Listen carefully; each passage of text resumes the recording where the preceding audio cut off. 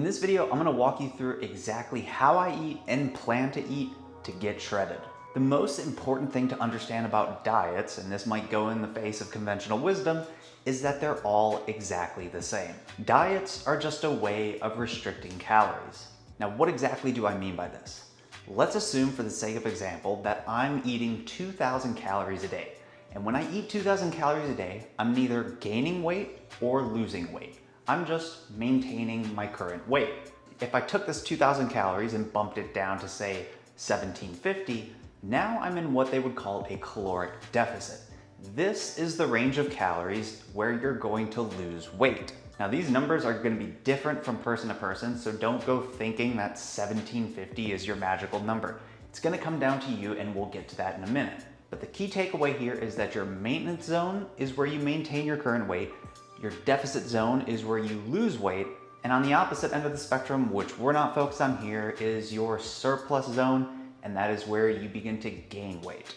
So now that we know we need to be in a caloric deficit, we need to restrict or reduce our calories in some way, and that's where diets come in. To illustrate this point, let's assume I'm eating a rough split of the three main macronutrients: protein, carbs, and fats. If I were to do a diet like keto or Atkins, that would mean that I would cut the carb portion of the macronutrients, and that would hopefully get me into a deficit without having to count calories or weigh out food or any of the stuff none of us really wants to do. Similarly, I could keep the carbs and instead cut the fat to go with a low-fat diet, and once again, no weighing, no tracking, just an intuitive way of limiting one of the macronutrients and hoping you get into a deficit. We could take this a step further, and rather than cutting just carbs or just fat, we could cut all three.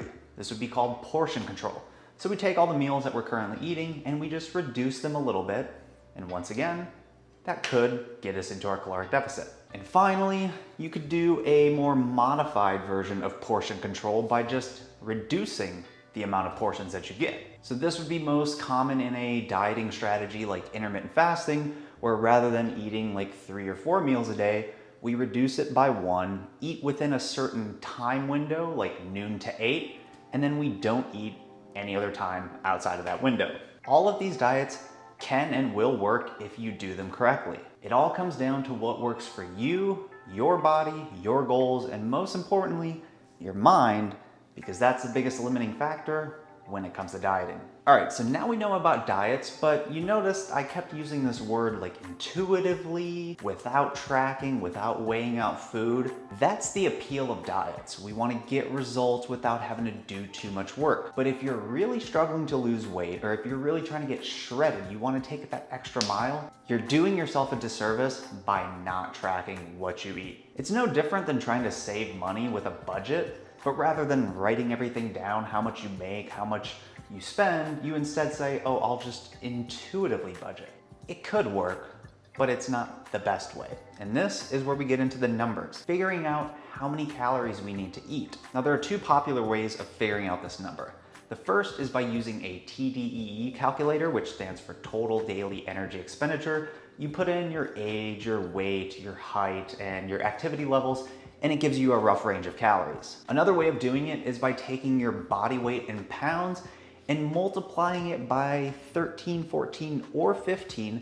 That'll give you a range of your maintenance calories. And then you can do the same thing, taking your body weight in pounds and multiplying it by 10, 11, or 12 to get a rough range for your caloric deficit. Now, going the route of this formula, I've found that the numbers that most closely match my calorie targets are body weight times 13 for my maintenance calories and body weight times 11 for my deficit calories. But again, it may be different for you. You're gonna have to experiment just a little bit to find your sweet zones. So using those formulas, I can now take the old graphic with our rough example, assuming 2,000 calories a day, and map out my actual calories so that you can see my deficit ranges, my maintenance ranges, and my surplus ranges. Okay, so now that we know our total amount of calories we should be eating, we're going to first figure out how much protein we should be eating. Now, the good news about this is that it's a pretty easy number to figure out. You take your body weight in pounds, multiply it by 1, and that's how much protein you should be eating. So for me, once again, 185 pounds times 1 comes out to 100 185 grams of protein per day. From here, we can take the 185 grams in protein, multiply that by 4 to get the amount of calories we're gonna be eating in protein, which comes out to 740 calories. Now, some people prefer to multiply this number by 5 instead. Even though there are only 4 calories per gram of protein, there's gonna be a little bit of fat, so some people just round this up to 5, and if you do that, that would come out to 925 calories out of my 2,035 calorie deficit zone. So now, taking all these numbers, I have 2,035 calories minus the 925 calories in protein alone, which leaves me with 1,110 calories that I can use to eat whatever I want.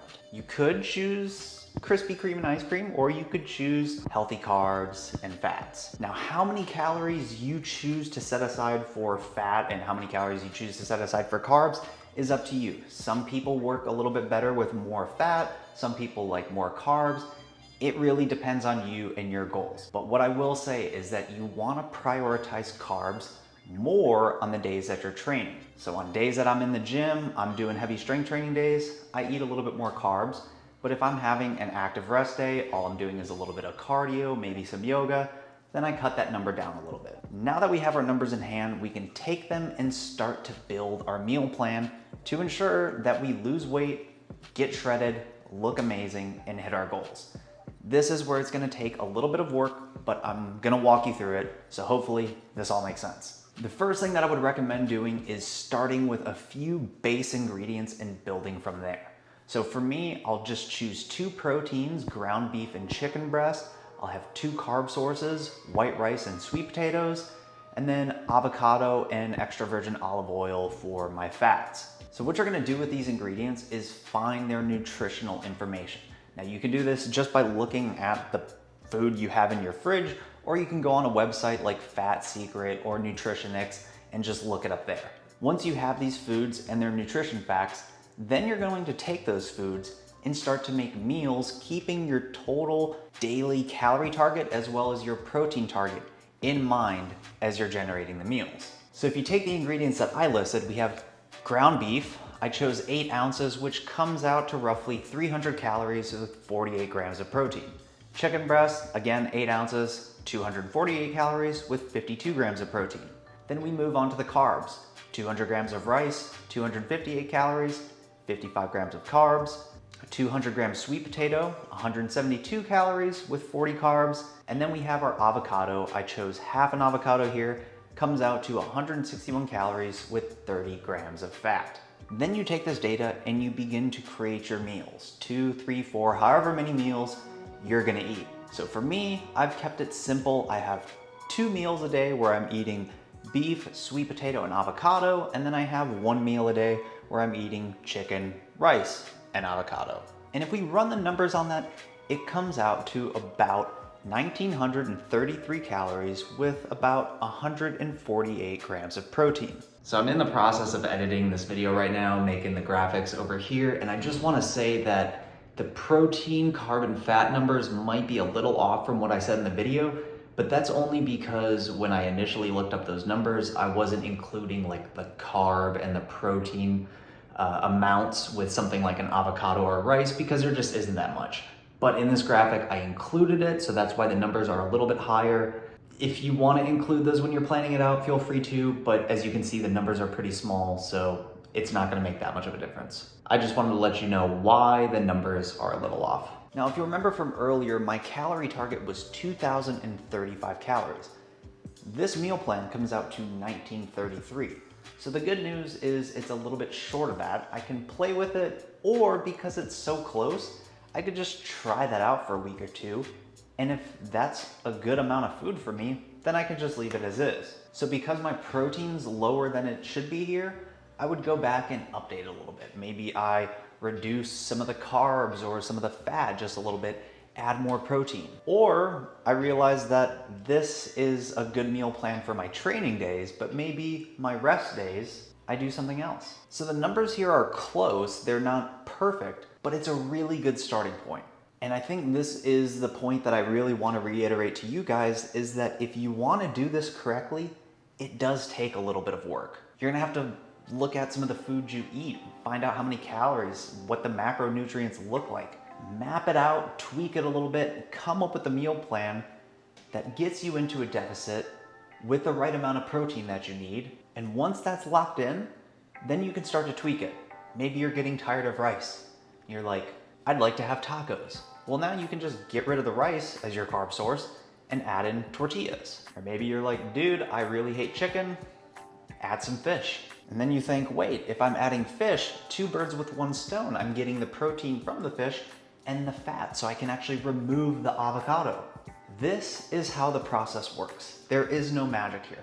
You're gonna have to sit down and do a little bit of work. I get it, it's not the most fun thing in the world, but I will promise you, after your first time of doing this, it's not that big of a deal. And more importantly, once you start to see this scale drop, you'll be amazed that this was ever something you struggled to do. Because there's nothing more motivating than creating a plan, setting up meals for yourself, eating those meals, and seeing the scale actually drop. Well, I hope you guys enjoyed that video. I hope I was able to answer any and all questions that you have regarding weight loss, getting shredded, getting into the best shape of your life. It's something I know a lot of people struggle with, but it doesn't have to be that complicated. I've done it before, I know you can too. You just have to sit down and do a little bit of work and be consistent, and I promise those pounds will come off. I understand this is a complex topic, so if you have any questions, feel free to leave a comment below, and if you found this video helpful, consider liking the video and maybe even subscribing to the channel for more awesome content. Thank you guys so much for watching, and I'll see you in the next video.